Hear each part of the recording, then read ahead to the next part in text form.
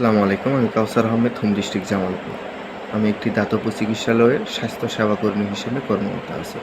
চিকিৎসা ফাউন্ডেশনের MCH-2 বেসে একজন প্রশিক্ষণার্থী। আমাদের এই কোর্সটি পরিচালনা করেছেন ডক্টর শরীফুল ইসলাম। তিনি অত্যন্ত দক্ষতা এবং আন্তরিকতার সাথে এই কোর্সটি পরিচালনা করেছেন, সেই জন্য তাকে জানাই আন্তরিক অভিনন্দন।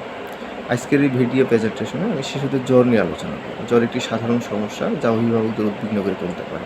জ্বর নিজে কোনো রোগ নয়, এটি শরীরের একটি সংক্রমণ এবং অন্যান্য রোগের কারণে জ্বর হতে পারে।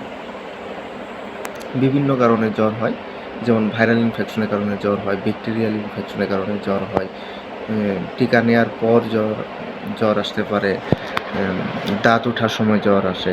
ভাইরাল জ্বর এবং ব্যাকটেরিয়ার জ্বরের কিছু লক্ষণজনিত পার্থক্য রয়েছে। যেমন ভাইরাল জ্বরের ক্ষেত্রে সর্দি, কাশি, গলা ব্যথা এবং পাতলা পায়খানা হতে পারে। ব্যাকটেরিয়ার জ্বরের ক্ষেত্রে কানের ব্যথা, গলার ব্যথা, নিঃশ্বাসে জ্বালাপোড়া হতে পারে। জ্বর এলে অবশ্যই আমাদের সতর্ক থাকতে হবে এবং নিয়মিত জ্বর পরিমাপ করতে হবে। সেক্ষেত্রে পায়ুপথে যদি 100.4 ডিগ্রি ফারেনহাইট তাপমাত্রা উঠে থার্মোমিটারে, সেক্ষেত্রে একে জ্বর হিসেবে গণ্য করা হবে। জ্বরের ক্ষেত্রে প্যারাসিটামল পার কেজি বডি ওয়েটের জন্য 10 থেকে 15 মিলিগ্রাম প্যারাসিটামল দেওয়া যেতে পারে, তবে দৈনিক 60 মিলিগ্রামের বেশি কখনোই প্যারাসিটামল দেওয়া উচিত হবে না। জ্বরের সময় পর্যাপ্ত তরল জাতীয় খাবার দিতে হবে।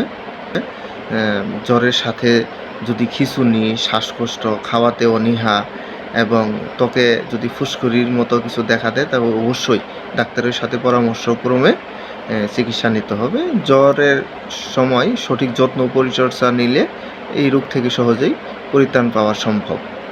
ধন্যবাদ। আসসালামু আলাইকুম।